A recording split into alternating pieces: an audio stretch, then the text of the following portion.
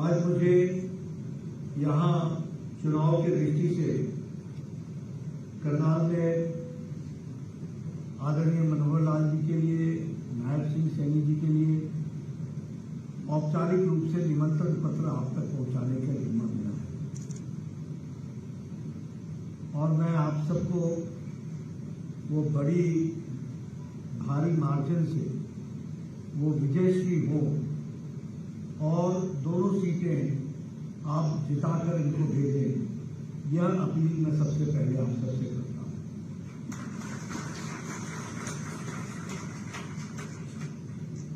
मित्रों, पिछले 10 साल में भारत की राजनीति में बहुत कुछ बदल गया और बहुत कुछ हम सब लोगों को देखने का भी सौभाग्य मिला। यहाँ पार्टी को खड़ा करने में 4-4 पीढ़ियां लग गई, 5-5 पीढ़ी लग गई, खप गई। एक पीढ़ी तो ऐसी थी जिसने जमीनें बेचकर अपनी जमानत बचाने के लिए चुनाव लड़ा। कुछ पीढ़ियों ने संघर्ष में अपने आप को गुजारा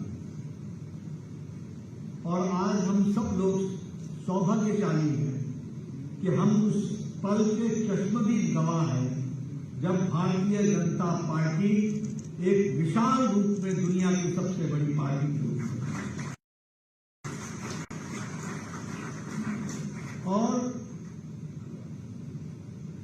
हमारे नेता नरेंद्र मोदी जी ने राजनीति का डिस्कोर्स, चर्चा, नरेटिव, संस्कृति, कार्यशैली, रंग ढंग, चाल चरित्र सबको बदल डाला, सब कुछ बदल गया और यह भी हम लोगों ने अपनी आंखों के सामने होते हुए देखा है। 10 साल पहले यही भारत भ्रष्टाचारी देश चला था, दुनिया की निगाह। 10 साल पहले यही भारत पिछलग्गू देश चला था, यही भारत के बारे में टीका टिप्पणी की जाती। आज मोदी जी के नेतृत्व में भारत को दुनिया इज्जत के साथ और अग्रगणी देशों में देखती है। ये भी 10 साल पहले हम एक तरीके से कहें तो भारत का साधारण मनुष्य, साधारण नागरिक, साधारण मानवी एक निराशा के जीवन में था, उदासीन था। राजनीति से कुछ नहीं बदलने वाला, ये तो ऐसे ही चलेगा, सब एक ही जैसे हैं, कुछ बदलने वाला नहीं है, चलो वोट दे देते हैं, देखते हैं क्या होगा। एक उदासीन मानसिकता से हम गुजर गए। आज वही भारत मोदी जी के नेतृत्व में विकसित भारत के संकल्प को पूरा करने के लिए चल पड़ा। ये भी हमको साधारण व्यक्ति समझता है कि हाँ, हम विकसित भारत होंगे, ये उसमें कॉन्फिडेंस आ गया, ये उसमें हौसला आ गया, ये उसमें ताकत आ गई। और इसीलिए मैं हमेशा कहता हूं कि बदलता परिदृश्य, इसको हमको पहचानना चाहिए। एक समय में पॉलिटिक्स क्या होती थी? जाति की, धर्म की, इलाके की, भाई को भाई से लड़ाओ, जाति को जाति से लड़ाओ, धर्म को धर्म से लड़ाओ, इलाके को इलाके से लड़ाओ और फूट करो, राज करो, ये संस्कृति। आज मोदी जी के नेतृत्व में सबका साथ, सबका विकास, सबका विश्वास, सबका प्रयास और सबके प्रयास से विकासवाद की राजनीति चल पड़ी। विकासवाद, पॉलिटिक्स ऑफ डेवलपमेंट, सबको साथ लेकर के और पॉलिटिक्स ऑफ डेवलपमेंट के माध्यम से हमने, मोदी जी ने देश को ताकत दी। ये भी हम सब एक दो बातें और बताना चाहता हूं। पहले जो गवर्नेंस था वो अनअकाउंटेबल था। आज जो नेतृत्व है वो अकाउंटेबल,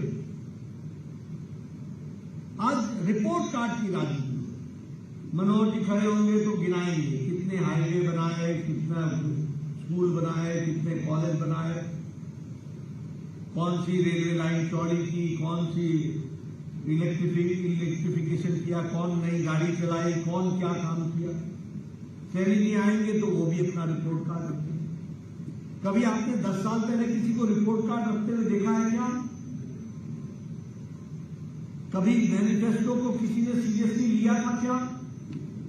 आज अकाउंटेबिलिटी की राजनीति है, आज परफॉर्मेंस की राजनीति है, आज रिपोर्ट कार्ड की राजनीति।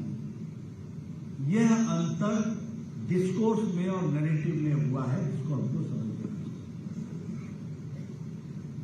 आज विपक्ष भी मजबूर है कि उसको भी कहीं न कहीं विकास की बात करनी पड़े। जो उसने 70 साल नहीं किया वो करना पड़ा। दूसरी बात, पहले जो कार्यक्रम बनते थे वो ड्राइंग रूम में बैठ करके बनते, वो पॉपुलिस्ट होते। बड़े बड़े आंकड़े रख दो, किसानों का कर्जा माफ होगा। किसी को मालूम नहीं कि कर्जा किसका कितना है, माफ कितना होना है, सरकार को कितना खर्च आना है, कोई मालूम नहीं। लेकिन पॉपुलिस्ट स्लोगन के कार्यक्रमों को रख दो, सजा दो।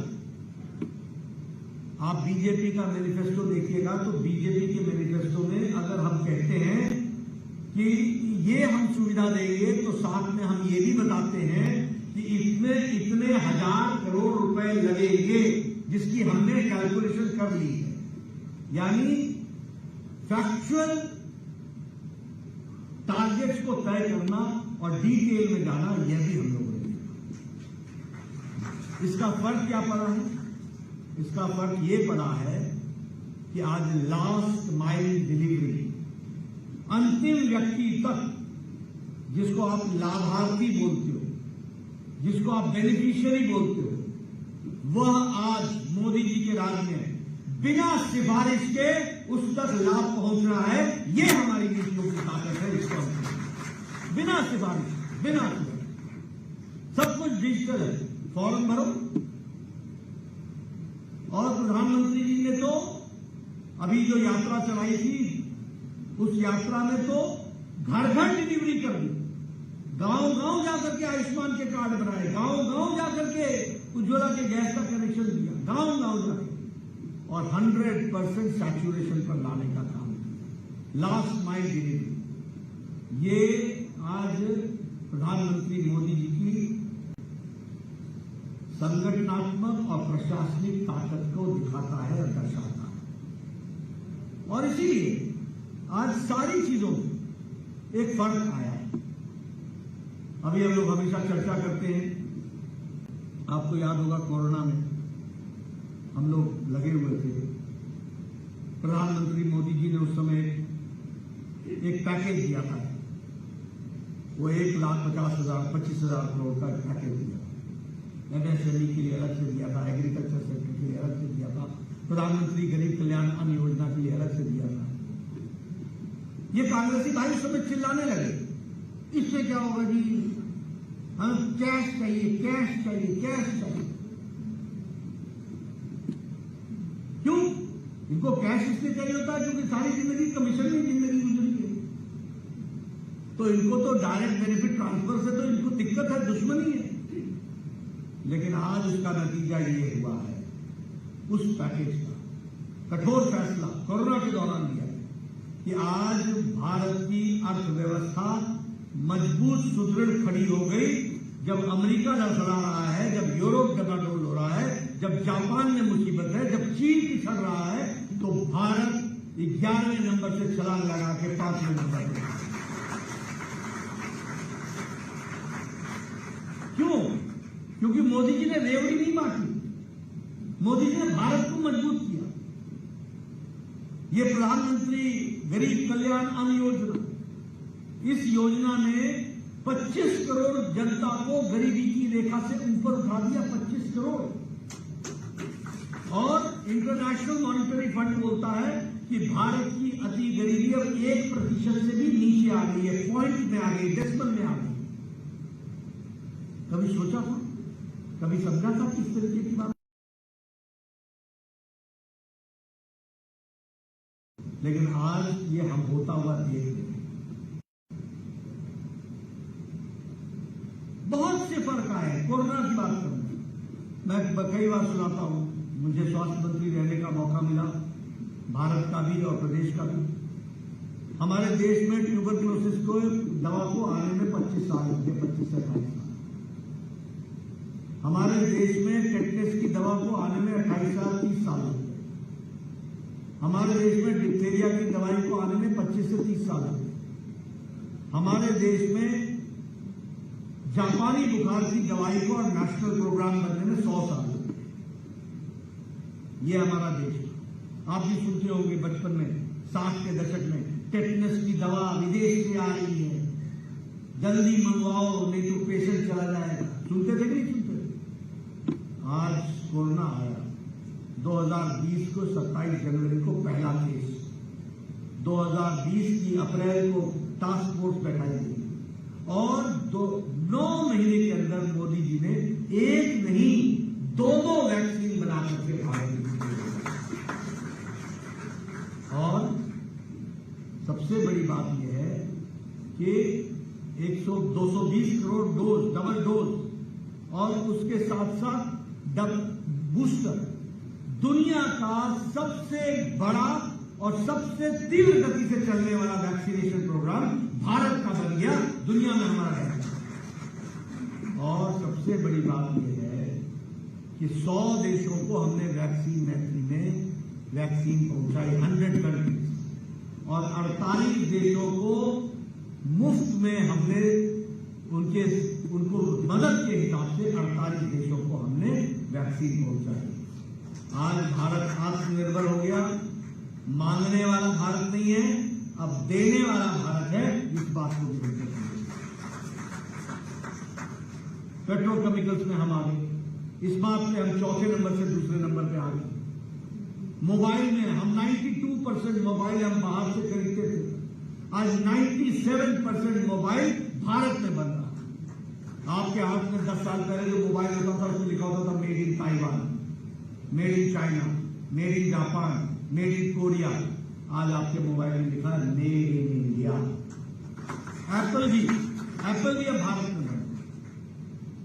ये भारत का आर्थिक जगत की दृष्टि से देखा जाए तो हम अपने आप को सुदृढ़ होते हुए देखते हैं।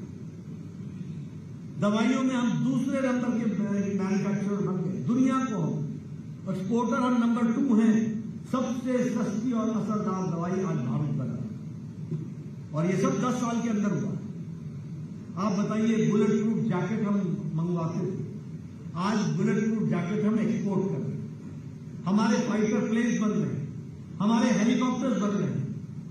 आप पहले सुना करते थे कि मिग का ट्रेनिंग के दौरान पायलट की डेथ हो गई क्योंकि मिग आउटडेटेड हो गए। आज राफेल का नया बेड़ा आ गया। आज फौज किस तरीके से युक्त हो गई है ये भी आप बताइए। और हजारों किलोमीटर सड़क अरुणाचल से लेकर के लेह लद्दाख तक बॉर्डर पर बन चुकी है और 1.5 दिन के अंदर हमारी फौज बॉर्डर तक पहुंच सकती है। इस तरीके की व्यवस्था मैं तो बाहर से आता हूं, हम और मनोहर जी एक बार लेह लद्दाख गए थे। आप पूछिए, आर्मी का कन्वॉय चलता था, एक आगे हरी झंडी होती थी, पीछे लाल झंडी होती थी, 40-40 ट्रकें जाती थी। एक ब्रिज पर जब सारी ट्रकें निकल जाएंगी तब पब्लिक को जाने का मौका मिलता था और उनको भी 3-3 घंटे रुकने का मौका मिलता था। आज डबल लेन, कोई किसी को रुकने की जरूरत नहीं है, पक्की सड़कें और पूरी ब्रिजेस के साथ बन करके तैयार हो गई है अरुणाचल से लेकर के लेह लद्दाख तक। ये विकास के काम है। तो चाहे सुरक्षा का विषय हो, चाहे विकास का विषय हो, ये सारी चीजें। अगर मैं बात करूं तो गांव, गरीब, वंचित, पीड़ित, शोषित, दलित, युवा, किसान, सबकी चिंता होगी। प्रधानमंत्री किसान सम्मान निधि हर चौथे महीने 2000 रुपए मिल रही है। अब देखिए क्या था, वो कहते थे कि हम किसानों का कर्जा माफ करेंगे। क्या था ये आंकड़ों का फर्जीवाड़ा। 57,000 करोड़ रुपए देके छुट्टी पा जाते थे, 57,000 करोड़। आज मोदी जी के प्रधानमंत्री किसान सम्मान निधि में 2.5 लाख करोड़ से ज्यादा डायरेक्ट बेनिफिट ट्रांसफर में 11 करोड़ से ज्यादा किसानों के खाते में जाता है। 11 करोड़ 11 करोड़ से ज्यादा किसानों के खाते में जाता है। प्रधानमंत्री आवास योजना में बार बार सुनाता हूं, प्रधानमंत्री मोदी जी ने स्पीड, स्केल और स्किल तीनों की चिंता की। हम लोगों को 1993-94 में जब हम एमएलए हुआ करते थे, जब एमएलए थे, तो एक पंचायत में 2 मकान मिलते थे, 2 मकान एक पंचायत, इंदिरा आवास योजना। और उसमें भी जानते हैं कांग्रेसी क्या बोलते थे, ये इंदिरा जी कुछ पैसा छोड़ गई थी, उससे बन रहा है। गांव में बरगलाते थे लोग, इंदिरा आवास योजना। आज मोदी जी ने 4 करोड़ आवास योजना में घर बना दिए, 4 करोड़। और मनोहर जी जाएंगे 3 करोड़ घर अगले 5 साल में और मोदी जी बना करके देंगे। ये 3 करोड़। और घर कैसा, drawing room, bedroom, kitchen, gas का सिलेंडर और सिलेंडर के साथ साथ और टॉयलेट। और आने वाले समय में अब सिलेंडर भी नहीं रहेगा, पाइप से गैस पहुंचाई जाएगी और सस्ती गैस पहुंचाई जाएगी, उसकी तैयारी। ये बोलते हैं बिजली का बिल 200 यूनिट कर दिया, 150 यूनिट कर दिया, 300 यूनिट कर दिया। आने वाले समय में बिजली का बिल आपका 0 हो जाएगा, 0। प्रधानमंत्री सूर्य मुफ्त घर योजना, सौर ऊर्जा हर के घर पर लगेगी और सौर ऊर्जा से घर की बिजली चलेगी। और जो आपके खर्च से बच जाएगी बिजली, वो सरकार खरीद लेगी, वो आमदनी का जरिया भी हो जाएगा। इस तरीके से व्यवस्था की एक बहुत बड़ा अंतर है। अभी मनोहर जी के टाइम पर और जिसको आगे नायब सिंह सैनी जी ने चलाया है, हम पहले क्या कहते थे, चिट्ठियां लिखते थे, मुख्यमंत्री जी मेरे इलाके में एक गरीब व्यक्ति है, उसको कैंसर हो गया है, 3 लाख रुपए खर्च होंगे, उसका मकान बिक जाएगा, उसकी जमीन बिक जाएगी, वो इलाज नहीं करा सकता है, कृपया कुछ देने की अनुशंसा कीजिए। कुछ मांगते थे, कुछ मिलता था, कुछ नहीं मिलता था। प्रधानमंत्री मोदी जी ने 10 करोड़ 74 लाख परिवार, 50 करोड़ लोग और गरीब लोग, मैं कई बार बताता हूं, ये हमारा जो सिलेक्शन है वो बाय प्रोफेशन है। रिक्शा वाला, रेडी वाला, फेरी वाला, सब्जी वाला, ठेले वाला, बस का ड्राइवर, कंडक्टर, क्लीनर, ट्रक का driver, auto rickshaw driver, lift man, security man, salon में बाल काटने वाला, कूड़ेदार से प्लास्टिक इकट्ठा करने वाला, ऐसे गरीब लोगों को मोदी जी ने 5 लाख रुपए का हेल्थ कवर दिया, गंभीर बीमारी को लगने का, हर साल। आप समझिए, एक बार नहीं, हर साल। आपका इस साल 2 लाख 3 लाख खर्च हो गया, अगले साल फिर आपके 5 लाख खड़े, ये व्यवस्था की। और मुझे खुशी है कि मनोहर जी ने चिरायु योजना में आज 1,25,000 लोग आयुष्मान और चिरायु में हरियाणा में 5 लाख रुपए का हेल्थ कवर दिया। और एक खुशखबरी सुन लीजिए, मनोहर जी को आप जब चुनाव जिता के भेजेंगे, मनोहर जी को चुनाव जिता के भेजेंगे, तो इस देश का कोई भी बुजुर्ग जिसकी उम्र 70 साल से ऊपर की हो जाएगी, कोई भी बहन, कोई भी माता जिसकी उम्र 70 साल से ऊपर की हो जाएगी, किसी भी जाति के, किसी भी धर्म के, किसी भी इलाके के और किसी भी आमदनी के, अमीर या गरीब, सबको 5 लाख रुपए का आयुष्मान कार्ड मिलेगा, सबको। आप बताइए, ये बदलता भारत है कि नहीं है? मुझे याद है, मैं स्वास्थ्य मंत्री था, मुझे ऑस्ट्रेलिया जाने का मौका मिला इस बैठक में, वहां चर्चा होती थी universal health coverage, universal health coverage. मैं सोचता था पता नहीं अपने देश में यूनिवर्सल हेल्थ कवरेज हो सकेगा क्या? मोदी जी के नेतृत्व में दुनिया का सबसे बड़ा हेल्थ प्रोग्राम आयुष्मान भारत आज धरती पर लागू चालू हो गया, ये भी हमको जानना है। और गरीब लोगों को मदद मिल रही, गरीब लोगों को जो कभी सोच नहीं सकते थे, और प्राइवेट हॉस्पिटल में उनका इलाज हो रहा है। और सबसे मजेदार बात यह है कि हरियाणा का व्यक्ति अगर टाटा कैंसर हॉस्पिटल पुणे मुंबई में जाकर के इलाज कराता है तो मोदी जी का पैसा हरियाणा नहीं आएगा, सीधे टाटा कैंसर हॉस्पिटल को पहुंचता है और डायरेक्ट उसका ट्रांसफर हो जाता है पैसा। इस तरीके की व्यवस्था है। देश के किसी भी कोने में आपका इलाज है, वेल्लोर जाओ, एम्स जाओ, जहां जाना जाओ, आपका इलाज मुफ्त होगा। आपको जिस दिन आप डिस्चार्ज होंगे उस दिन आपको एक मैसेज आएगा, आप डिस्चार्ज हो गए, आप बोलिएगा यस, आपसे पूछा जाएगा आर यू सेटिस्फाइड, आप बोलिएगा यस। जैसे ही बोलिएगा वैसे ही बिल सीधे कैश डिपॉजिट हो जाएगा उस हॉस्पिटल के खाते में जिसने आपका इलाज किया। कभी सोच सकते थे ऐसा भारत में होगा? और संख्या क्या है? 50 करोड़। अब दुनिया हमको डिजिटल सिखाई, सबसे बड़े डिजिटल प्रोग्राम तो हमारे यहां हो। आप बात कीजिए गांव की। मैंने आपको बताया गांव में मनोज जी मेरे घर आए हुए थे, पगडंडियों से आया करते, पगडंडियों से। आज सारे के सारे गांव में बताइए पक्की सड़क से जुड़ गए कि नहीं जुड़ गए? पक्की ऑल वेदर रोड हो गया कि नहीं हो गया? ग्रामीण सड़क योजना। नहीं तो गांव का मतलब तो ये होता था कि गया दिन गया हफ्ता गया, गांव गया नहीं कि गया पता नहीं किस दुनिया से निकल करके शहर में आते। आज की स्थिति क्या है? एक एक दिन में गांव वाले 4-4 शादियां अटेंड करते हैं। स्कूटर को मारते हैं कि गाड़ी को करते सेल्फ स्टार्ट और चलो एक शादी, 2 शादी, तीसरी शादी, चौथी शादी, 4 शादियां अटेंड करके घर में आके सोते हैं। है कि नहीं ये बदलता भारत? हुआ है कि नहीं हुआ? आपके यहां 100% हर घर नल जल हो गया। बहनें लाइन लगा करके खड़े रहती थी, बुरा हाल होता था। आज सैचुरेशन पॉइंट पर हम आकर के पहुंचे। इसलिए विकास के नए नए आयाम, विकास के दृष्टि से देश को मजबूत करने का काम हमारे मोदी जी के सरकार ने हर तरीके से किया है। इसको हमको ध्यान में रखना चाहिए और इसको हमको कहना भी चाहिए। प्रधानमंत्री आवास योजना में शहरों में आवास बने, करनाल में भी बने, सब जगह पर इनका विकास के दृष्टि से जोड़ा जा रहा है। हाईवे, आप बताइए, आपने यूपीए के टाइम में भी अपना नेशनल हाईवे देखा है। कभी तुम ब्रिज पर होते थे, कभी ब्रिज के नीचे होते थे। घंटों घंटों पानीपत से लेकर के जाम लगता था, घंटों घंटों।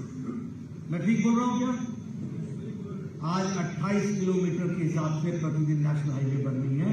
और आपको जानकर खुशी होगी कि पिछले सालों में 55,000 किलोमीटर नेशनल हाईवे चला है। एलिवेटेड रोड, हाईवे, मेट्रो, हर दृष्टि से हमारे हरियाणा में all India institute of medical sciences का शिलान्यास हो गया कि नहीं हो गया? मेडिकल कॉलेज आए कि नहीं आए? विकास हो रहा है कि नहीं हो रहा है? करनाल स्मार्ट सिटी बन गई कि नहीं बन गई? हजारों करोड़ रुपए खर्च हो रहे। ये हमको समझना चाहिए कि ये सरकार जो है ये परफॉर्मेंस वाली सरकार है।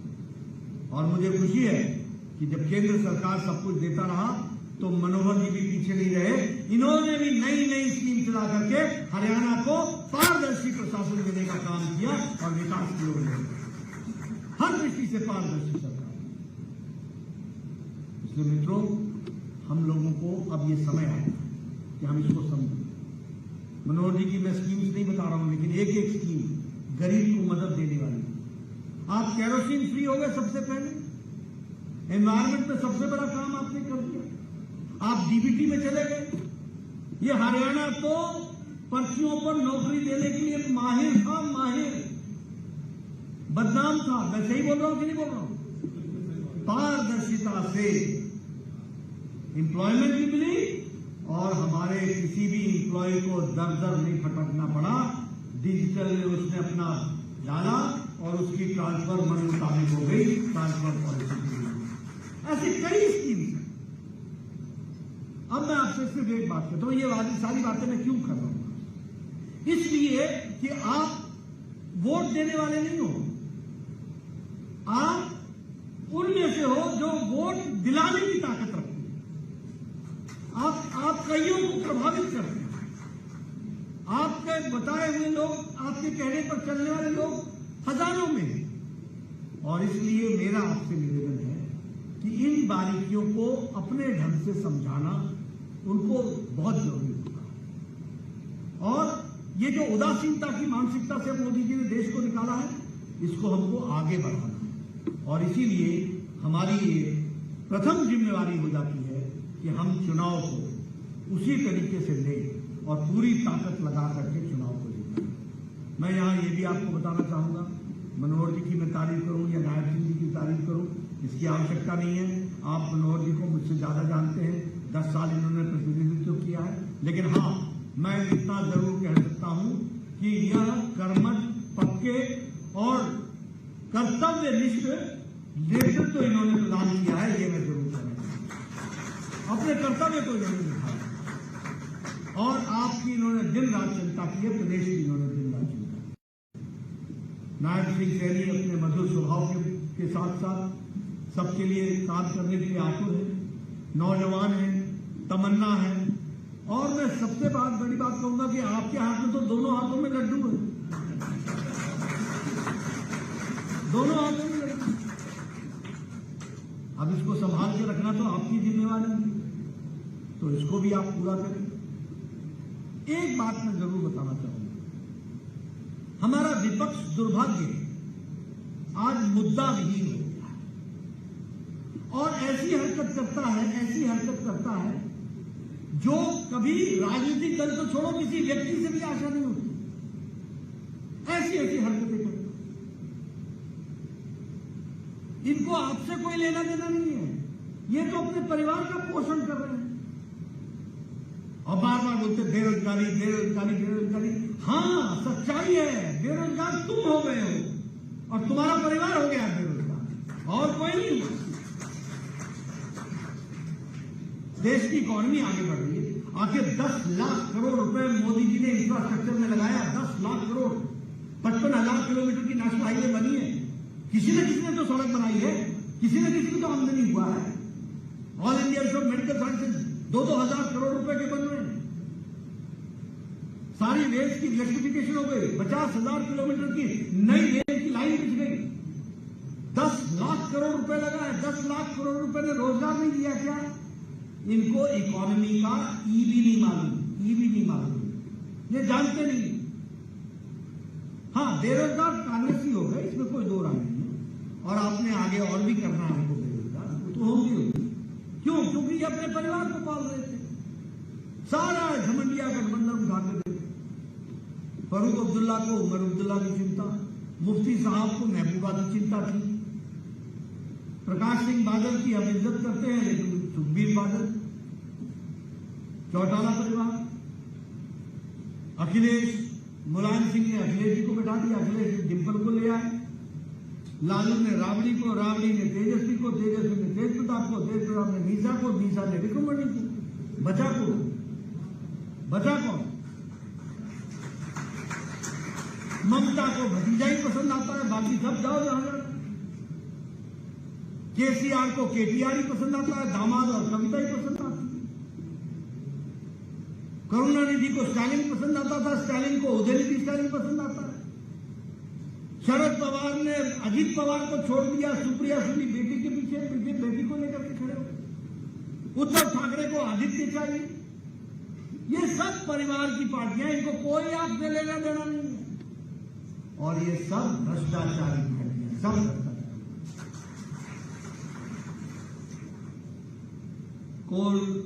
कोयला घोटाला, 2G घोटाला, 3G घोटाला, कॉमनवेल्थ गेम्स घोटाला, पनडुब्बी घोटाला, हेलीकॉप्टर घोटाला, चावल घोटाला, चीनी घोटाला। कौन सा घोटाला छोड़ा इन्होंने? कौन सा घोटाला छोड़ा? नेशनल हराने का घोटाला। लालू यादव चारा खा गए, अलकतरा खा गए, नौकरी की जगह पर जमीन हड़प गए। ममता के मंत्रियों के घरों से जखीरे निकल रहे हैं, नोटों के बंडल के बंडल। 18 मशीनें लगानी पड़ रही है, 3 दिन तक काउंटिंग पूरी नहीं होती है। इतना तो बैंक में भी नहीं होता। अभी एक कांग्रेस का एमपी पकड़ा गया, 300 करोड़ से ज्यादा निकला। 18 मशीनें लगी काउंटिंग में, 3.5 दिन लग गए, तब जाके पता चला 300 करोड़ है। एक मंत्री है झारखंड का, मंत्री के पीए के नौकर के घर में 38 करोड़ रुपए मिले।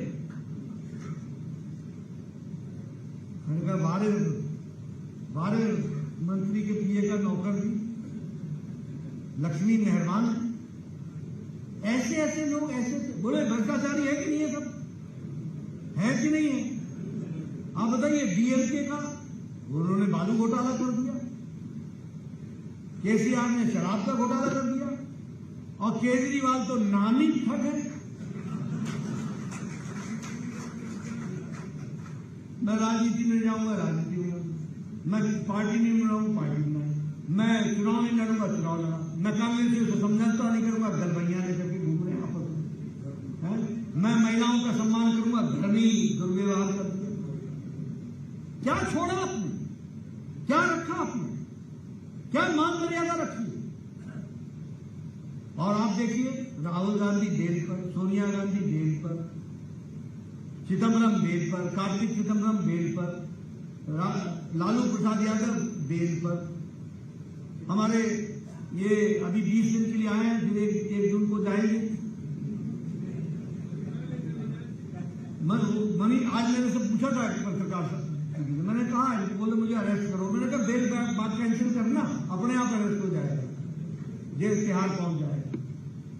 ऐसे लोग, मनीष सिसोदिया जेल में,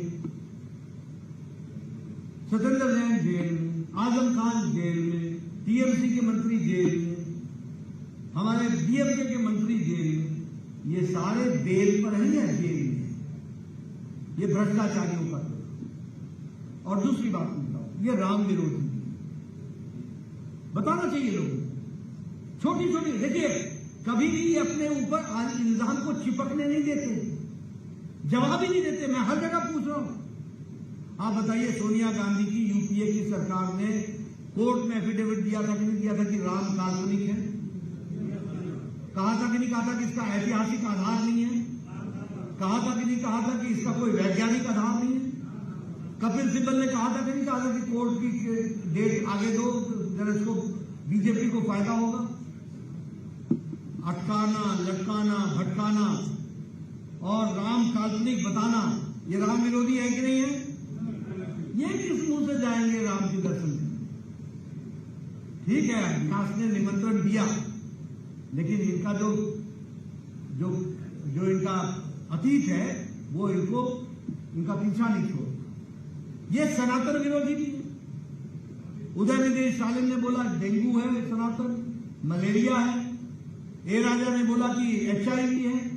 सोनिया गांधी चुप, प्रियंका ने तो सुना ही नहीं, राहुल को तो सुनना ही नहीं आता ऐसी बात। कोई जवाब नहीं। और ये राष्ट्र विरोधी भी है। मैं बड़ी जिम्मेवारी के साथ बोल रहा हूं। जवाहरलाल नेहरू यूनिवर्सिटी में, मैं बार बोलता हूं, जवाहरलाल नेहरू यूनिवर्सिटी में नारे लगे। क्या नारे थे? अफजल हम शर्मिंदा हैं, तेरे कातिल जिंदा हैं। आप भूल जाते हैं, मैं याद दिलाता। और भारत होंगे टुकड़े टुकड़े, इंशाअल्लाह इंशाअल्लाह, लगे थे नारे। अब अफजल कौन था? पार्लियामेंट में अटैक का मास्टरमाइंड। सजाए मौत किसने दी? सुप्रीम कोर्ट के जज। माफी किसने नहीं दी? उस समय के राष्ट्रपति प्रणब मुखर्जी ने। यानी प्रणब मुखर्जी कातिल हो गए, सुप्रीम कोर्ट का जज कातिल हो गया, और अफजल के लिए तुम शर्मिंदा हो गए। और दूसरे दिन राहुल गांधी जवाहरलाल नेहरू यूनिवर्सिटी में इन लोगों का साथ देने के लिए जाता है। बोलो राष्ट्र विरोधी है कि नहीं है? कोई भी कांग्रेसी आए, पूछना उससे क्यों नहीं माफी मांगी, और आपने उसको कैंडिडेट बना दिया लोकसभा का। जो बोले अफजल हम शर्मिंदा हैं, वो पार्लियामेंट पहुंचेंगे। आपने ठीक कहा, ये स्थिति हो गई। इसलिए राष्ट्र विरोधी। बाटला एनकाउंटर में हमारा शर्मा पुलिस ऑफिसर मारा गया, मोहन चंद शर्मा मारा गया। और बाटला अकाउंट में टेररिस्टों को क्या कहा गया? सलमान खुर्शीद ने क्या कहा कि सोनिया गांधी फफक फफक के रोई। किसके लिए? आतंकवादियों के लिए। बोलो ये राष्ट्र विरोधी है कि नहीं है? ऐसे दोहरा चरित्र हो, ऐसा कारनामा हो, ऐसी पार्टियों को आगे आने दोगे क्या? जन जन के बीच में बताइए, सबको बताइए। अभी देखिए मोदी जी ने 10 साल प्रधानमंत्री गरीब कल्याण अन्न योजना, आयुष्मान भारत, सौभाग्य योजना, उज्ज्वला योजना, उजाला योजना, सारी योजनाएं दी। कोई जाति के नाम पर है क्या? कोई धर्म के नाम पर है क्या? सभी धर्मों को लाभ मिला कि नहीं मिला? सबका साथ, सबका विकास, सबका विश्वास लेटर और स्पिरिट में पूरा किया कि नहीं किया? और आप देखिए इन चालाकी से अपने मैनिफेस्टो में लिख दिया minorities will be given special preference, they will be taken care. अब उनकी माइनॉरिटी कौन है वो भी आप जानते हैं। सीए में उनको सिख नहीं दिखता, पारसी नहीं दिखता, जैन नहीं दिखता, क्रिश्चियन नहीं दिखता, हिंदू नहीं दिखता। हिंदू तो खैर मेजॉरिटी है, लेकिन बाकी जो माइनॉरिटीज है वो नहीं दिखते हैं। मुस्लिम जो इस्लामिक देश से धार्मिक कारणों से प्रताड़ना के कारण भारत आए, उनके लिए दरवाजे खोलने का इंतजाम करने की बात। तो ये माइनॉरिटी को लाने का विषय क्या था? और राहुल गांधी आजकल कॉन्स्टिट्यूशन की किताब लेकर घूमता है, कहता है कि ये संविधान है, इसकी मैं रक्षा करूंगा। अंदर से पढ़ा कभी नहीं है उसने, जानता नहीं है क्या लिखा हुआ, जो समझा रहे वो बोल देते। बाबा साहब अंबेडकर ने कहा है कि धर्म के आधार पर आरक्षण नहीं होगा, और तुम्हारी सरकार ने आंध्र प्रदेश में 4 बार दलितों का और आदिवासियों का हिस्सा मार करके माइनॉरिटीज को तुमने आरक्षण दिया और कोर्ट ने उनको प्रोटेक्ट किया। कर्नाटक में तुमने बैकवर्ड का, पिछड़ा का डाका डालने का काम किया और वो माइनॉरिटीज को तुमने दिया। हमारी सरकार आई, हमने बदल डाला, हमारी सरकार कर्नाटक में चली गई, वो फिर से ले किया। ये है इनका चेहरा, ये इनका दोहरा चरित्र, ये इनकी सोच। ये किस तरीके से समाज में चालाकी से, किस तरीके से शुगर कोट में डाल करके जहर देश को दिया जा सकता है, इसकी तैयारी करते हैं। भाई को भाई से लड़ाते हैं, समाज को समाज से लड़ाते हैं। और इसलिए